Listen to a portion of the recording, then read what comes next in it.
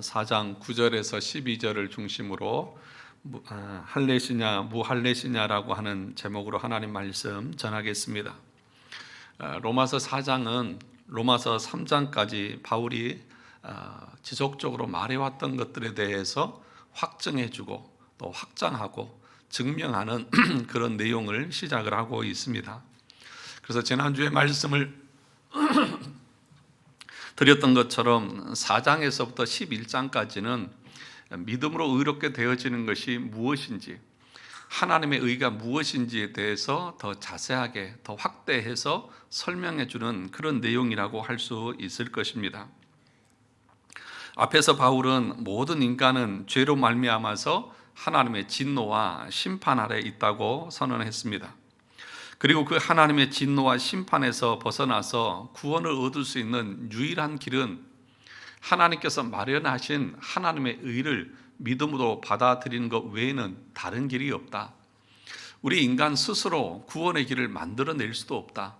내가 하고 있는 공로나 선행이나 그 어떤 것으로도 하나님 앞에 의롭게 될 인간은 없다고 분명히 선언을 했습니다. 그러니까 우리가 하나님 앞에 의롭게 되어질 수 있는 방법이 있습니다. 그건 뭐냐 하면 하나님이 말씀하신 율법을 이 땅에서 하나도 어기지 않고 다 순종하고 이루면 하나님 앞에 의롭다함을 얻을 수 있습니다. 그런데 우리 인간은 그 율법을 온전하게 다 이룰 수 있는 능력을 가진 사람은 아무도 없습니다. 그러므로 우리의 행위로는 하나님 앞에 절대로 의로울 수 없다는 것입니다. 그런데 인간은 교만하고 타락하고 악해서 자기 스스로 율법을 지킬 수 있는 것처럼, 자기 스스로 하나님 앞에 의롭게 될 수 있는 것처럼 그렇게 자고한 인간들이 있다는 것입니다. 그런데 바울은 이런 사람들에 대해서 뭐라고 말하냐 하면, 그래, 너희들이 한번 율법을 지켜봐라, 순종해봐라. 율법을 지키려고 하면 할수록, 율법에 순종하려고 하면 할수록 우리에게 찾아오는 것은 뭐냐? 그 하나님의 그 진노에 대한 두려움, 그 죄에 대한 깊은 깨달음 그 외에 다른 것은 없을 것이다. 그러니까 율법을 행해서 하나님 앞에 의롭게 되려고 하면 할수록 드러나는 것은 무엇입니까? 자기가 죄인이라고 하는 사실을 드러낼 뿐이라는 것입니다. 왜요? 율법의 기능이 그것이기 때문에 그렇습니다. 율법은 죄를 깨닫게 하고 하나님 앞에 죄인이라고 하는 사실을 깨닫게 하는 것이 율법의 용도이기 때문에 그렇다는 것입니다. 그래서 하나님께서 우리를 의롭게 하는 방법을 하나님이 마련하셨습니다. 그것이 그리스도께서 우리 죄를 대신해서 십자가에서 죽으시는 것이고, 그래서 우리의 죄책을 다 담당하시는 것이고, 또 하나는 인간으로 이 땅에 오셔서 하나님의 말씀에 다 순종함으로 그 의를 성취하시는 그것, 그 두 가지를 우리에게 거저 주시는 것, 그래서 그 행하신 것을 우리가 믿음이라는 도구, 수단을 통해서 받아들이는 길 외에는 우리가 하나님 앞에 의롭게 될 수 있는 방법은 이 땅에 없다. 그것을 지금 바울이 3장까지 우리에게 말씀했던 것 아닙니까? 그래서 이것을 가리켜서 이중전가다 그렇게 얘기합니다. 왜 이중이냐 하면 우리의 죄는 그리스도께서 가져가시고 그리스도께서 이루신 의는 우리에게 주시는, 그래서 교환하는 교환의, 그렇게도 얘기를 하는 것이죠. 그것을 우리는 어떻게 받습니까? 어떻게 받아요? 믿음으로 받는다는 것이죠. 그런데 그 믿음도 우리의 공로가 될 수 있습니까? 없습니까? 없다고 말했습니다. 왜 그랬습니까? 아브라함이 일해서 그 믿음으로 의롭게 되어졌다고 말했습니까? 아니잖아요. 일하지 않았는데도 일한 자처럼 하나님께서 거저 주신 은혜로 그가 믿음을 얻게 되어졌고, 그 믿음을 통해서 의롭게 되어졌지 않습니까?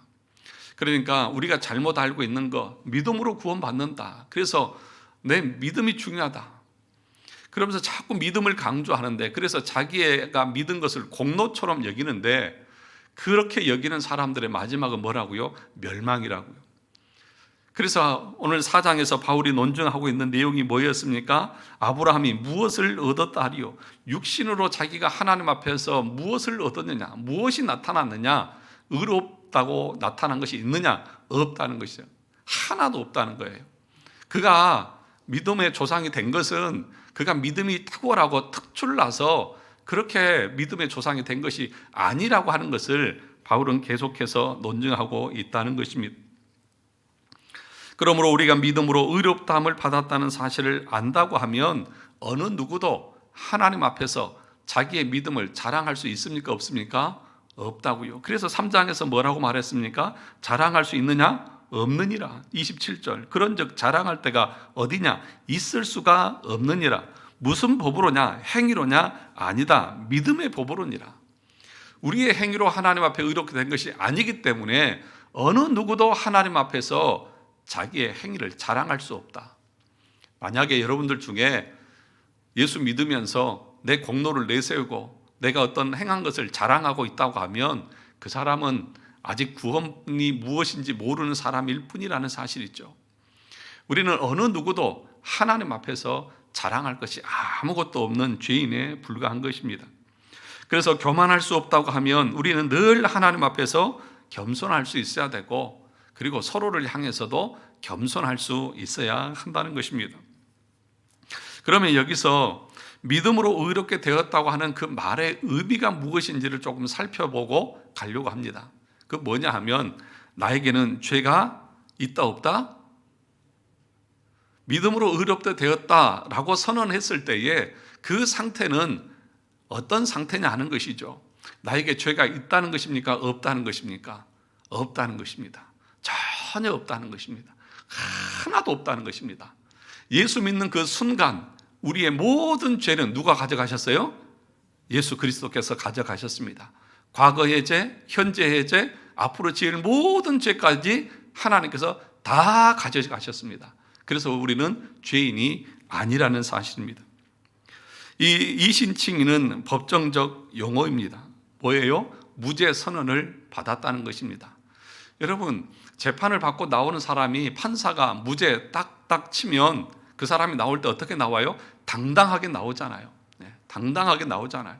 죄 없다라고 선언을 해준다는 것입니다. 그러니까 죄가 있는데 죄 없는 것처럼 여겨준다는 얘기가 아니에요.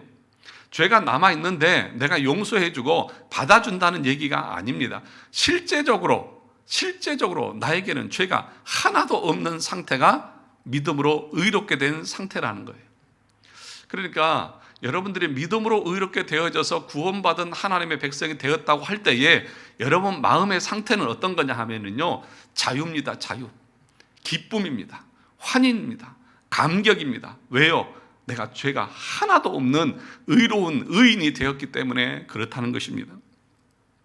그래서 로마서 4장 3절에서 성경이 무엇을 말하느냐? 아브라함이 하나님을 믿음에 그것이 그에게 의로 여겨진 바 되었느니라. 여기서 의로 여겨진 바 되었느니라라고 하는 말은 의가 그에게 전가되어졌으므로 그에게는 죄가 하나도 없는 상태가 되어졌다, 그 말을 의미한다는 것입니다.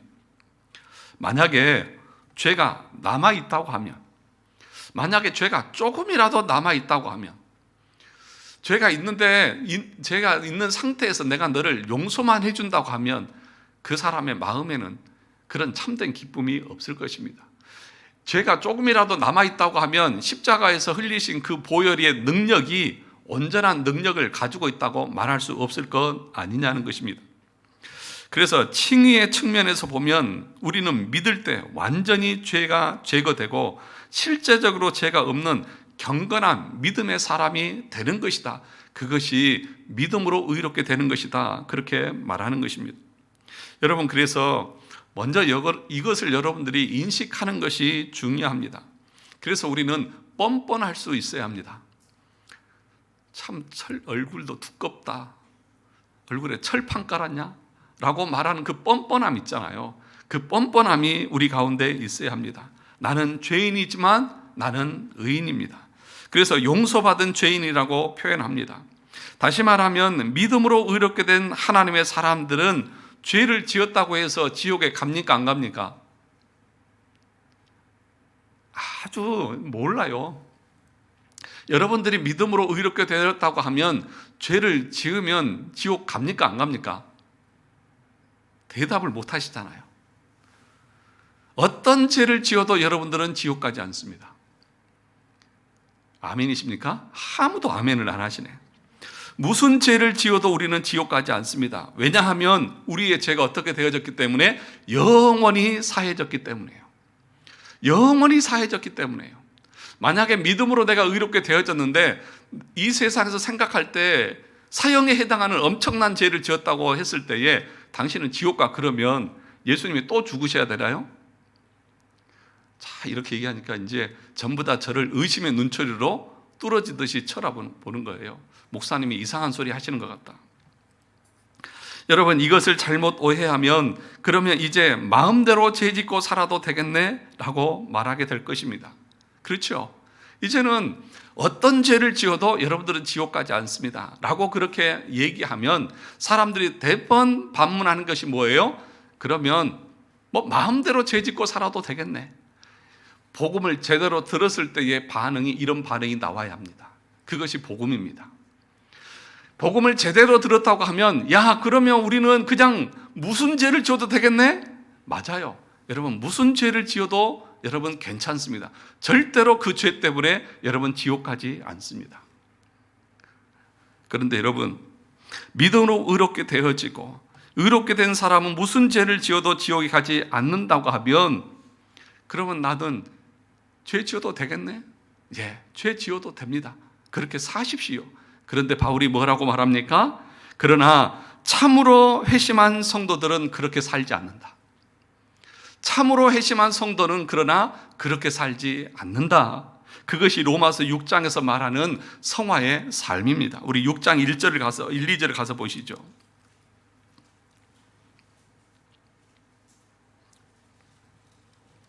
(6장 1, 2절을) 같이 한번 읽어보겠습니다. 시작. 그런즉 우리가 무슨 말을 하리요? 은혜를 더하게 하려고 죄에 거하겠느냐?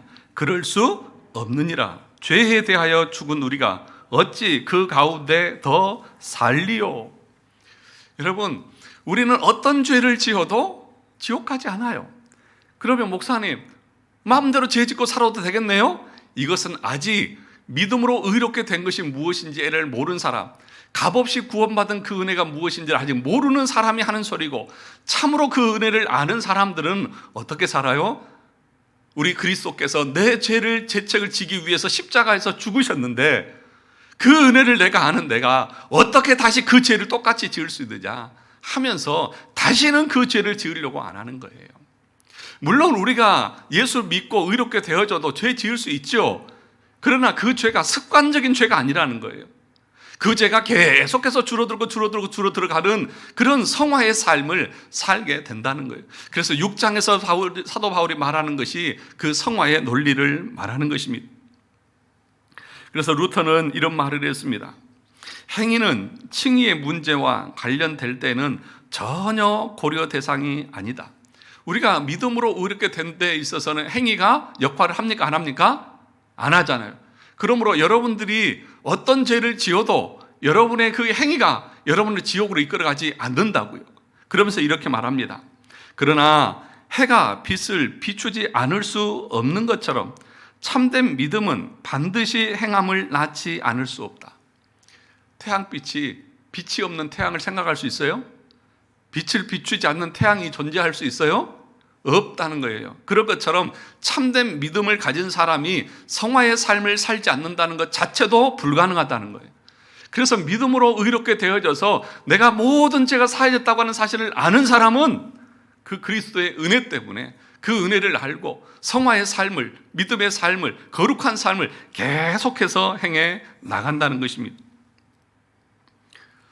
그러므로 사랑하는 성도 여러분, 이 개념을 여러분들이 잘 아셔야 됩니다. 그러면 우리가 죄를 짓고 나면 어떤 생각을 들까요? 내가 이 죄 때문에 지옥 가는구나, 이런 생각이 아니라 내가 더 실수하고 실패하고 넘어져서 우리 주님을 아프게 했구나. 그러니까 믿음의 사람들은 죄를 왜 안 짓느냐 하면 이 죄 지어서 지옥 가면 어떡하지? 그 두려움 때문에 죄를 안 짓는 것이 아니라 내가 이 죄를 지으면 우리 주님이 슬퍼하시고 근심하시는데 이 마음 때문에 죄를 짓지 않는 것입니다. 또 하나 여기서 중요한 개념이 무엇이냐 하면 믿음으로 의롭게 되어진다고 하는 말 속에서 중요한 개념이 뭐냐 하면 우리 주님은 우리의 죄와 우리의 인격을 분리해서 보신다는 사실입니다. 무슨 얘기일까요? 여러분, 우리의 인격과 우리의 이 죄는 실처럼 얽혀 있어서, 옷감처럼 얽혀 있어서 그것을 어떻게 떼낼 수가 없습니다. 근데 우리 인간들은 사람을 볼 때에 죄와 그 사람의 인격을 같이 봅니까? 따로 떼어서 봅니까? 같이 보잖아요. 무슨 죄를 지으면 뭐라고 말해요? 저 이 인간, 이 쓰레기 같은 인간 하면서 그 사람의 인격을 모독하잖아요. 그런데 우리 주님은 그렇게 보시지 않는다는 거예요. 그래서 우리 인간들은 그 죄와 그 사람의 인격을 분리해서 볼 수가 없습니다. 그래서 우리 인간이 할 수 있는, 그 죄 지은 사람에게 할 수 있는 최대한의 일이 뭐예요? 그 사람을 감옥에 가두어 놓는 거예요. 그런데 우리 주님은 우리를 어떻게 보시냐 하면 우리의 인격과 우리의 죄를 분리해서 보신다는 거예요. 그러니까 내가 죄를 지었습니다. 나는 죄인입니다. 그래서 마땅히 하나님의 진노와 심판을 받아야 합니다. 그런데 믿는 그 순간, 믿음으로 의롭게 되는 그 순간, 그 죄가 어떻게 된다고요? 분리가 된다고요. 그래서 내가 죄인 지었고 죄인임에도 불구하고 우리 주님이 우리를 보실 때 어떻게 보입니까? 의로운 존재로, 경건한 자로, 하나님의 자녀로 보시는 거예요. 아무도 아멘도 안 하시고 그렇게 좋은 말씀을 해드려도 아무도 감흥도 없으시고, 여러분이 죄인인데도 불구하고 그 죄를 우리 좀 분리해서 보신다고요. 그런데 우리 인간은 어떻습니까? 분리해서 안 봐요. 죄가 다 용서받고, 그러니까 감옥에서 형량을 다 치르고 나왔음에도 불구하고 우리 인간들은 그 사람을 어떻게 봅니까? 죄인으로, 여전히 죄인으로 보는 거예요. 그래서 여러분, 요즘에 이 그 성범죄자들, 그 어린 아이들을 성범죄를 저질렀던 그 사람들이 출소하고 나왔을 때에 사람들이 어떻게 했어요? 우리 지역에서는 못 산다. 나는 저 사람들한테 방도 안 준다. 우리 지역에 못 온다고 사람들이 데모하잖아요. 왜 그래요? 그 죄와 그 사람의 인격은 분리가 안 되는 거예요. 그 사람은 엄밀하게 법적으로는 죄가 이제 있어요, 없어요? 없어요. 다 치루었어요. 그러면 분리해서 생각해서 그 사람도 자유를 누릴 수 있게 해줘야죠. 그런데 인간은 그렇게 안 된다는 거예요. 그런데 우리 주님은 어떻게 하시는 거예요? 내가 진노의 대상이에요. 그래서 그 형량을 누가 다 치르셨어요? 우리 주님이 다 치르셨어요. 그러면 인간의 측면으로 본다고 하면 우리도 똑같이, 하나님도 우리 똑같이 저 죄인, 내 아들을 피값으로 내 아들 죽게 하신 저놈, 그러면서 하나님 우리를 보셔야 되잖아요. 그런데 우리 하나님 어떻게 보시는 거예요? 그걸 보시지 않는 거예요. 그리고 우리를 어떻게 보는 거예요? 죄가 눈꼽만큼도 없는 의로운 존재로 보시는 거예요. 깨끗한 상태로 우리를 보시는 거예요. 그것이 하나님이 우리를 보시는 믿음으로 의롭게 되어졌다라고 하는 말의 의미라고요. 그러니 얼마나 감사한 것이고 얼마나 큰 은혜냐고요. 그러니 여러분들이 진짜 참으로 믿음으로 의롭게 되어졌다고 하면 뻔뻔하게 살아야 돼요. 그러니까 여러분들 어떻게 되는 거예요? 뻔뻔하게 하나님 앞에 나오잖아요. 뻔뻔하게 하나님 앞에 나오잖아요. 매주마다 나오잖아요. 이 줄 내내 죄 짓고도 또 나오잖아요.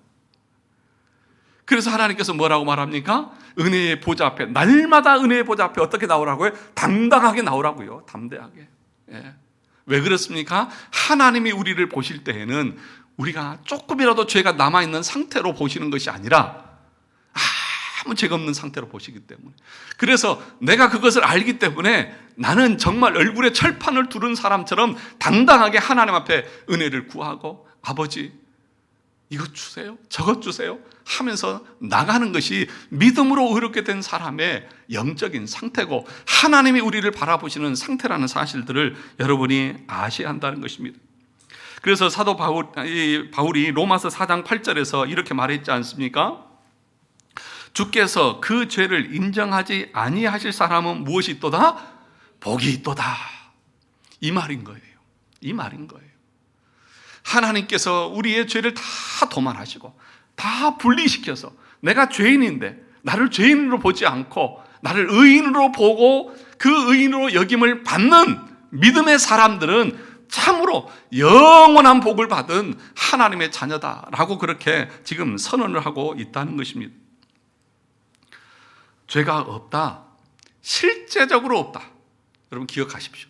실제적으로 참으로 나는 죄인이 아니다 라고 하는 것을 선언하고 있다는 것입니다. 이렇게 된 사람이 참으로 복된 사람이라고 다윗이 말하고 있다는 것입니다.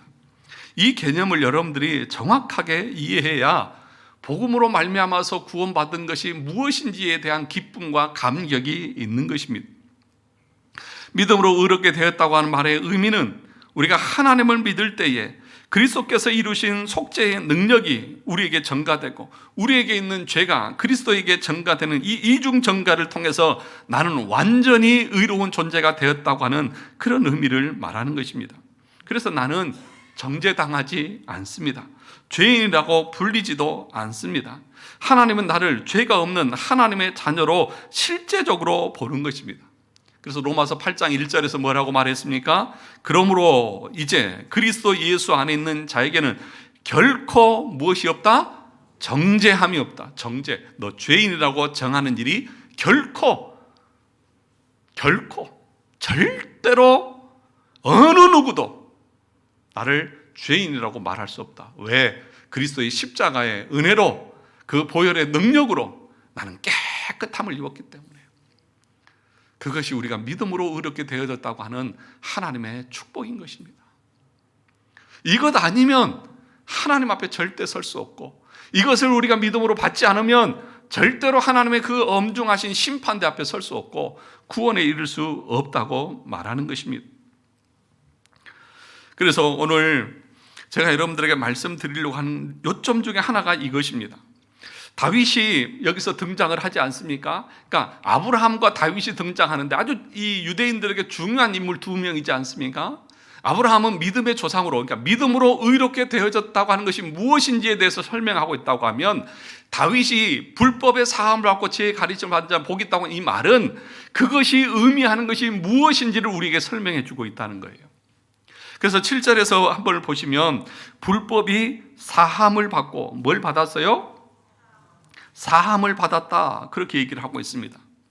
이것은 어디서 가져온 구절이라고 말했습니까? 시편 32편 1, 2절에 있는 말씀을 가져온 말씀이라고 말했습니다.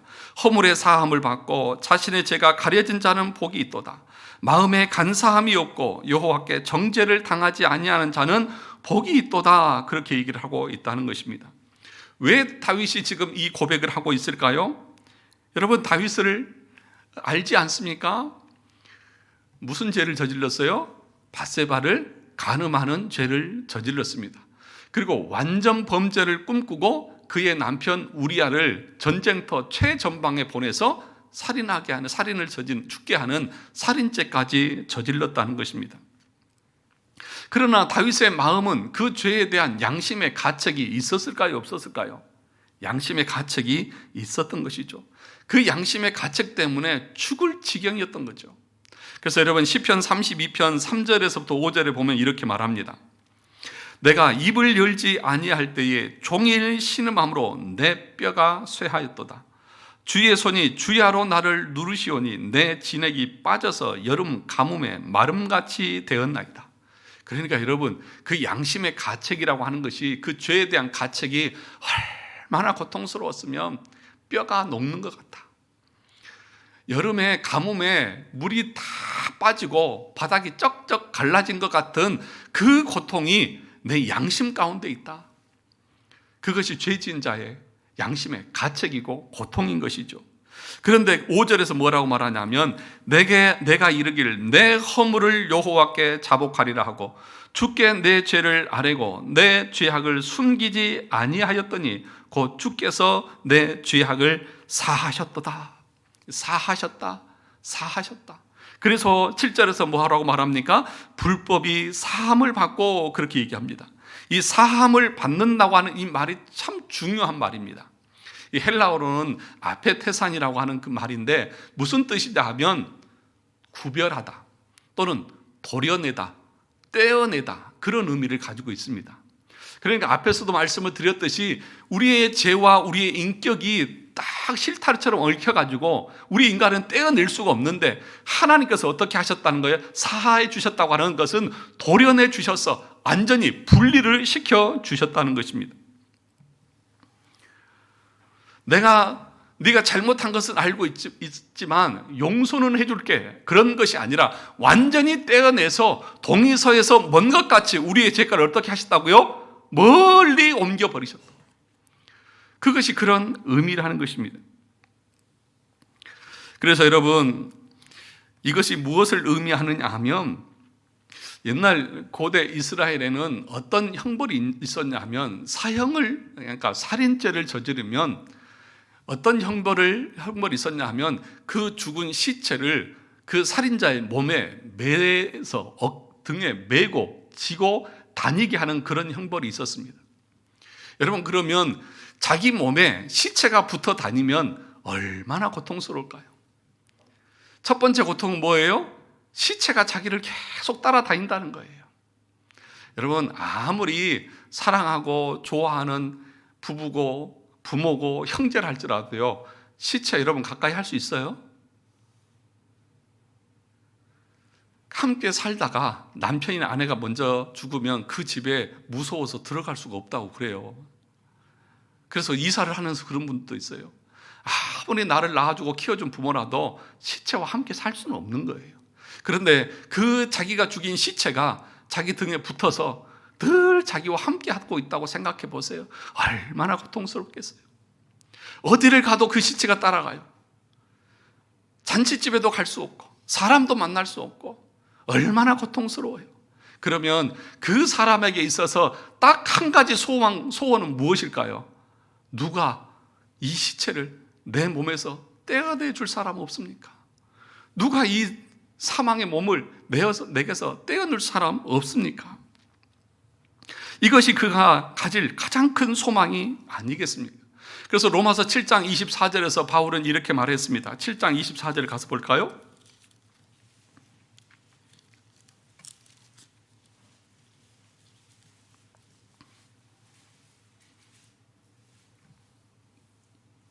같이 한번 읽어보겠습니다. 로마서 7장 24절 시작. 오호라, 나는 곤고한 사람이로다. 이 사망의 몸에서 누가 나를 건져내랴. 이 사망의 몸에서 누가 나를 건져내랴. 사망이 내 등에 붙어서 내가 죽을 지경인데 이 사망의 몸을 떼어서 나를 구원해 줄 사람이 누구입니까? 나는 너무 불쌍하고 너무 초라하고 내 등에 사망이 묶여 있습니다. 썩은 사망이 붙어서 그 썩은 물이 나의 인격과 나의 삶을 죽음으로 몰고 가고 있는 이 사망의 상태에서 나를 건져줄 사람이 누굽니까? 라고 탄식할 때에 뭐라고 25절에서 고백합니까? 25절을 보시면 우리 주 예수 그리스도로 말미암아 하나님께 감사하리로다. 누구만 이 사망의 몸에서 나를 건질 수 있고 누가 이 사망의 시체를 떼어낼 수 있다는 거예요? 예수 그리스도, 그분 아니면 없다. 그렇게 고백하고 있다는 것입니다. 사랑하는 성도 여러분, 오늘 로마서 4장 7절에서 불법의 사함을 받았다고 하는 그 말의 의미는 이 사망의 몸을 그 죽음의 공포에서 그 썩은 내나고 문드러지는 그 죽음 가운데에서 나를 건져주실 수 있는 분은 오직 예수 그리스도 한 분밖에 없다. 그렇게 얘기를 하고 있다는 것입니다. 지금 누가 이 고백을 하고 있다고요? 다윗이 지금 하고 있다고요. 다윗이. 사도 바울이 오호라, 오직 예수 그리스도만이 우리를 그 사망의 몸에서 떼어낼 수 있다. 주님 감사합니다. 그 말을 하고 있다는 것입니다. 또 하나는 무엇입니까? 그 죄가 가리우심을 받는 자. 7절에 보니까 죄가 가리워짐을 받은 사람은 뭐가 있다고요? 복이 있다. 이건 뭔지 여러분 다 아시죠? 구약 성경 이스라엘 백성들이 구약에 어떻게 했습니까? 1년에 한 번씩 대제사장이 짐승의 피를 가지고 지성소에 들어가서 그 지성소에 가면 뭐가 있습니까? 언약궤가 있잖아요. 그 언약궤 위에 뚜껑을 속죄소, 은혜의 이 자리라고 말하면서 그곳에 피를 뿌릴 때에 하나님께서 어떻게 보시는 거예요? 그 피가 그 안에 있는 율법을 다 가려서 하나님께서 우리를 보실 때에 율법으로 우리를 심판하시는 것이 아니라 그 피를 보고 우리를 정결한 상태로 죄가 없는 사람으로 보신다. 그런 말을 하고 있다는 것입니다. 사랑하는 성도 여러분, 그러므로 여러분, 저와 여러분들이 오늘 이 자리에서 예배 드릴 때에 하나님이 우리 가운데 임재하고 계시는데 만약에 여러분들이 예수 그리스도의 피의 공로를 의지하지 않는다고 하면 이곳이 무슨 장소냐 하면 심판의 장소입니다. 왠 줄 아십니까? 만약에 피 없이 대제사장이 그 지성소에 들어갔다고 하면 어떻게 될까요? 그 자리에서 즉사하고 말 것입니다. 그러나 왜 살아서 나왔습니까?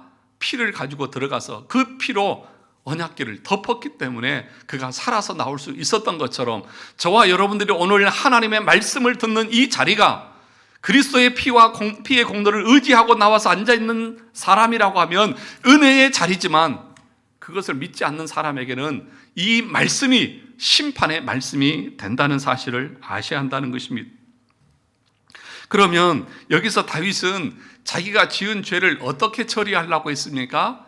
다윗은 은폐하고 숨기고 그렇게 해서 그 죄를 처리하려고 했지만, 하나님은 어떻게 하셨다고요? 다윗의 그 죄를 도려내서 분리해서 완전히 없애서, 다윗이 죄를 지었지만 하나님이 그를 보실 때는 어떤 자로? 의로운 자로, 경건한 자로, 죄가 하나도 없는 자로 하나님이 그렇게 보셨다. 그것을 다윗이 알고 나서 사망의 몸이 자기에게서 떼어난 것을 보고, 그러면서 뭐라고 말합니까? 이 사망의 몸에서 건진받은 사람, 이 사람이야말로 참으로 하나님의 복을 받은 하나님의 사람이다, 그렇게 선언을 하고 있다는 것입니다. 그래서 이사야 61장 10절에 보면 이렇게 말합니다. 그가 구원의 옷을 내게 입히시며 공의의 겉옷을 내게 더하심이, 신랑이 사모를 쓰며 신부가 자기 보석으로 단장함 같게 하셨습니다. 새 신랑, 새 신부처럼 우리를 그렇게 깨끗하게 의롭게 하셨다. 예레미야 31장 34절에 보니까 내가 그들의 악행을 사하고 다시는 그 죄를 기억하지 아니하리라. 기억한다고 안 한다고요? 안 한다고요. 여러분들은 기억하시잖아요. 네가 저번에도 똑같은 죄 지었잖아요. 여보, 당신 지난번에도 또 그랬잖아요. 제 아내도 늘 그러잖아요. 당신 지난번에도 그랬어. 이번엔 나 안 믿어. 그러면서 여보 한 번만 믿어줘. 그래도 안 믿는다고 그래요. 당신 정과가 있기 때문에 안 된다는 거예요. 전에도 나한테 약속해놓고 어겼지 않냐. 그런데 하나님 어떻게 하신다고요? 죄과를 도려내시고 그 다음부터는 어떤 죄를 지어도 우리 주님 뭐라고 말씀하십니까? 다시는 네 죄를 기억하지 않겠다. 시편 103편 12절에도 동이서에서 먼 것 같이 우리 죄가를 우리에게서 멀리 옮기셨으며. 사랑하는 성도 여러분, 그러므로 우리가 회개했다고 하는 말의 의미는 뭐냐 하면, 내 죄를 계속 묵상하면서 하나님 용서해 주세요, 용서해 주세요 계속 그렇게 하나님 앞에 부르짖는 것이 아니라, 정말 회개하는 사람은 그리스도의 십자가를 바라보는 것입니다. 주님께서 나에게 베풀어 주신 그 은혜를 바라보고 그것 때문에 기뻐하고 감사하면서 살아가는 것입니다.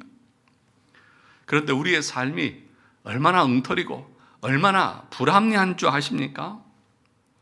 우리는 죽음을 목격하고 났을 때에 부모나 또는 가족이나 친지나 이웃이나 많은 사람들의 장례를 치를 때에 사람들이 뭐라고 말합니까? 참 살만하니까 가네. 참 인생 덧없다. 그래, 그렇게 아웅다웅 그렇게 싸는 게 뭐 의미가 있나? 라고 그렇게 말하고 그 말씀을 통해서 교훈을 얻고, 야, 이제는 이렇게 살아야 되겠구나. 그러고 돌아와서 어떻게 살아요? 똑같이 살잖아요.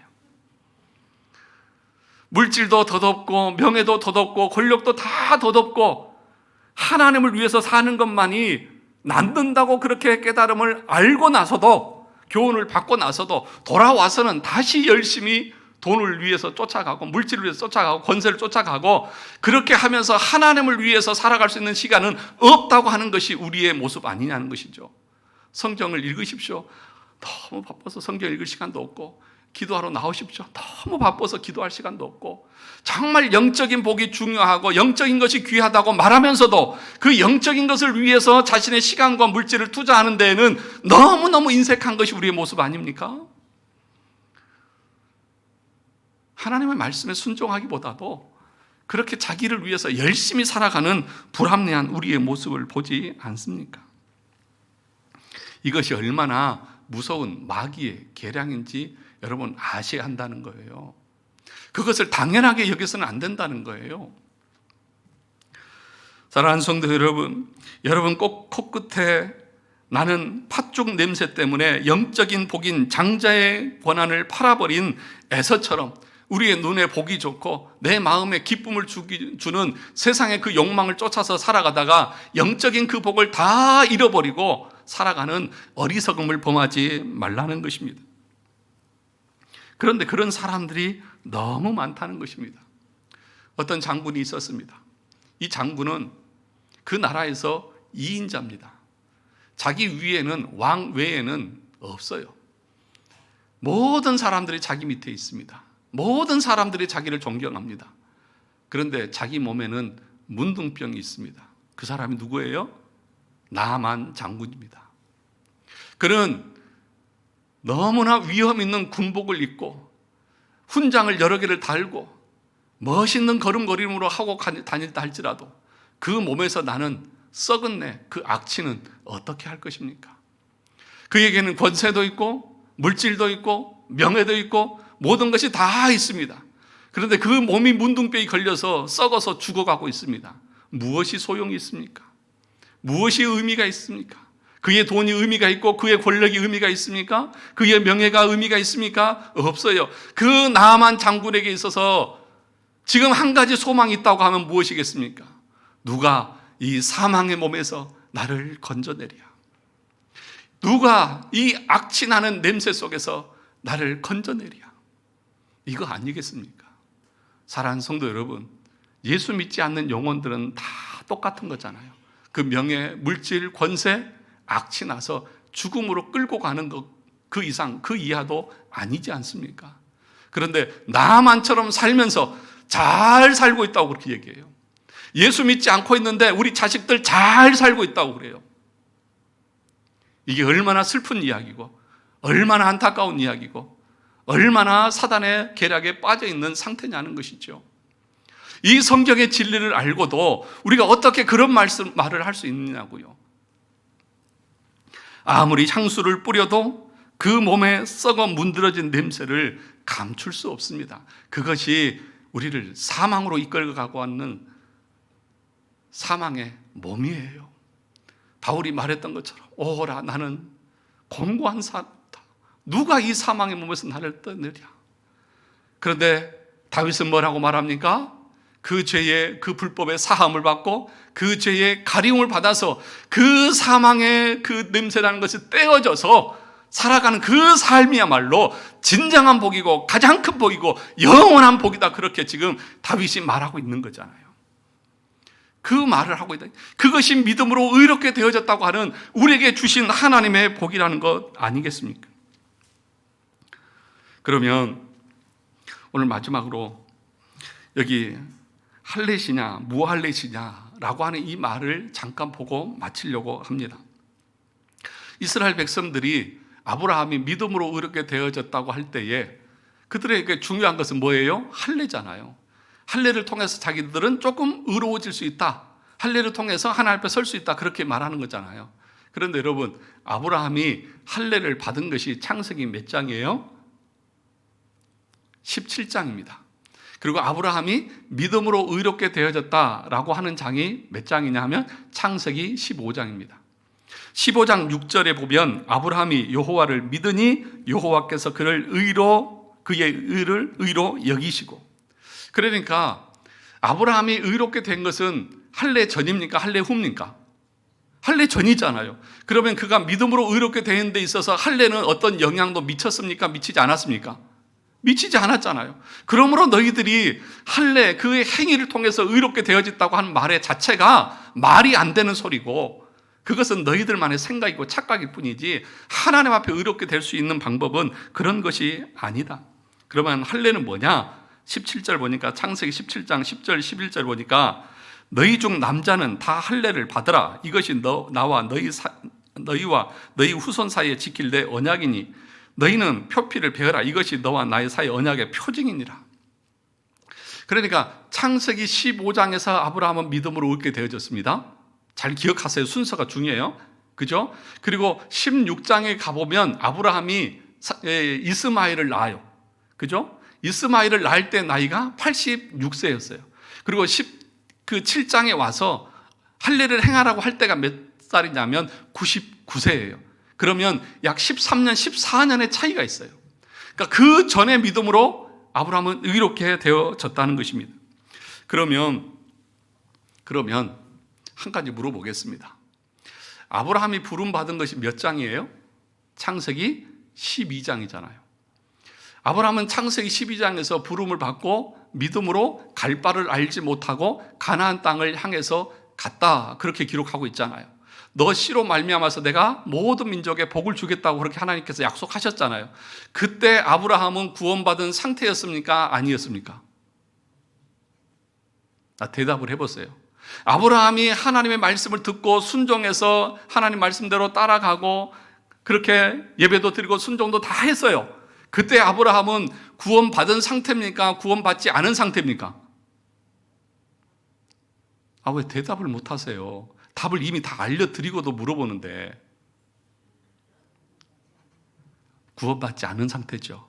왜 그래요? 아브라함이 구원받은 것은 몇 장이요? 15장에서 믿음으로 의롭게 되어졌잖아요. 15장에서 믿음으로 의롭게 되어졌다고 하는 그 말은 앞에 아브라함이 12장에서 부름받았을 때 그때까지 아브라함은 아직 구원받은 것이다? 아니다? 아닌 상태다. 그러면 구원을 하나님께서 시키실 때에 어떻게 시켰어요? 여러분들이 교회에 등록하면 구원받은 거예요? 여러분들이 예배 나오면 구원받은 거예요? 여러분들이 믿음으로 주를 위해서 봉사하면 구원받은 거예요? 아니라는 거예요.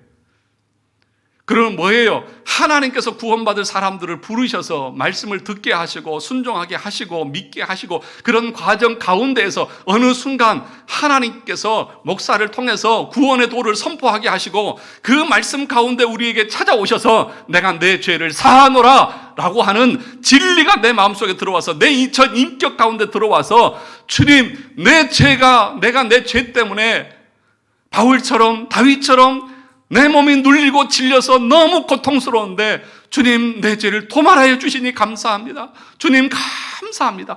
그때 그가 구원받는다는 거예요. 그런데 그러면 한 가지 물어보겠습니다. 구원받기 전에 아브라함은 하나님의 말씀에 순종했어요? 안 했어요? 순종했어요. 그런데 여러분들은 순종하라고 그러면, 구원받았다고 하면서 순종하라고 하면, 목사님 제가 좀 순종이 부족해요, 그렇게 말하는 그 사람의 인격은 구원받은 인격일까요? 구원 못 받은 인격일까요? 구원 못 받은 인격이에요. 아브라함은 구원받기 전에도 순종했어요. 그런데 구원받았다고 하면서도 순종 안 한다고 하는 것은 여러분들의 삶이, 여러분들의 모습이 구원 못 받은 상태일 수도 있다는 것을 아셔야 돼요. 너무 여러분들의 믿음을 자고하지 마세요. 아브라함은 구원받기 전에도 그렇게 열심히 하나님을 따르고 말씀 듣고 예배 드리고 그런 삶을 살았어요. 그런데 그런 것도 하지 않고 그런 순종도 없는 사람이 어떻게 구원을 받았다고 스스로가 확신을 할 수 있느냐고요. 그러니까 하나님은 어떻게 하시느냐? 그렇게 나가시는 거예요. 믿게 하시고 순종하게 하시고, 그래서 그 믿음과 그 순종이 계속해서 확장되고 확대되고 커가게 하시는 거예요. 그래서 결국에는 누구까지 바치게 하시는 거예요? 자기의 독자 이삭 100세에 대한 아들을 모리아산에 제물로 바치는 그 믿음까지 하나님께서 이끌어 가시는 거예요. 그게 구원받은 성도의 삶의 모습인 거예요. 그런데 내 삶 가운데서는 작은 것도 순종하지 않아요. 전도 대상자 작정해서 여러분 내십시오 라고 하는데도 순종하는 사람이 많지 않아요. 다음 주일까지 다 내시기 바랍니다. 성경 읽으세요. 기도하시고 또 책을 읽어서 여러분들의 신앙을 쌓으세요. 해도 순종 안 해요. 네. 여러분, 순종하지 않는 것에 대해서 여러분들이 가볍게 간과하게 넘어가시면 안 돼요. 오후에 교리 공부하는 거 참석해서 열심히 공부하십시오. 주일을 성수하는 것은 그렇게 성수하는 것이 온전한 것입니다라고 목사가 말씀에 입각해서 가르쳐도 듣지 않아요. 아브라함은 구원받기 전에도 하나님의 말씀대로 순종하고 갈 바를 알지 못하고 가나안을 향해서 갔다니까요. 그런데 내가 구원받았다고 하면서 그 말씀에 순종하지 않는다고 하면 그 인격은 어떤 인격이냐고요. 그러니까 여러분, 우리의 구원을 그렇게 가볍게 여기시면 안 돼요. 그래서 우리의 구원이라고 하는 것이 내가 교회 등록한 순간 구원받은 게 아니라 계속해서 하나님 말씀 듣고 또 순종의 훈련을 하고 더 큰 순종을 하고 계속 순종하는 그 과정 전체가 뭐라고요? 구원이라고요. 그런데 그런 것이 없이 그렇게 구원받은 것처럼 착각하면서 살면 절대로 안 된다는 것입니다. 사랑하는 성도 여러분, 저와 여러분들을 우리 주님께서는 믿음으로 의롭게 이끌어 가십니다. 하나님은 이렇게 말씀을, 구원의 도를 선포하게 하고 그 구원의 도를 들음으로 여러분들을 믿게 하시고 그 믿음을 통해서 여러분 안에 있는 모든 죄가를 도말해서 다 떼어내서 죄가 하나도 없는 의인처럼 하나님이 여러분들을 보시는 거예요. 그렇게 되어져 가는 사람들을 어떻게 살아가는 것입니까? 하나님의 말씀에 순종하는 거예요. 아브라함이 구원받기 전부터 순종했잖아요. 구원받은 이후에는 계속해서 순종하면서 더 큰 믿음으로 또 순종하고, 그래서 결국에는 이삭까지 바치는 순종으로 나아가잖아요. 그것이 구원의 길을 걸어가는 성도의 삶이라고요. 그 길에서 내가 벗어나 있다고 하면 나를 다시 점검하고 그 구원 안으로 다시 내 삶을 바로 세우는 그런 모습들이 있어야 할 것 아닙니까? 목사가 설교를 하는 이유가 그거예요. 여러분들에게 일주일 내내 세속의 것들을 찌들어서 살아온 여러분들에게 얼마나 힘드십니까? 피곤하시죠? 뭐하다 피곤하고 뭐하다 지쳐서 왔는데요, 세상의 욕망을 쫓아서 살다가 피곤해 지쳐왔잖아요. 그런데 그런 사람들에게 위로해주고 격려해준다고 하면 그 사람을 더 지옥으로 몰아가는 거예요. 그래서 청교도들은 뭐라고 설교했다고요? 율법을 설교하기 전에 복음을 설교하는 사람은 지옥 갈 목사다고 말했어요. 우리가 얼마나 큰 죄인인지를 알아야, 그 사망의 죄, 그 내 시체가 내 등에 붙여서 나를 죽음으로 끌고 간 그것을 떼어내준 것이 얼마나 큰 은혜인지를 알아야 그리스도의 복음의 감격이 우리 가운데 있는 것 아니겠습니까? 내 구원을 다시 한번 점검해 보십시오. 그리고 더 하나님 앞에 순종하고 겸손하게 말씀 따라서 살아가는 우리 성도들이 되시기를 주의 이름으로 축원합니다.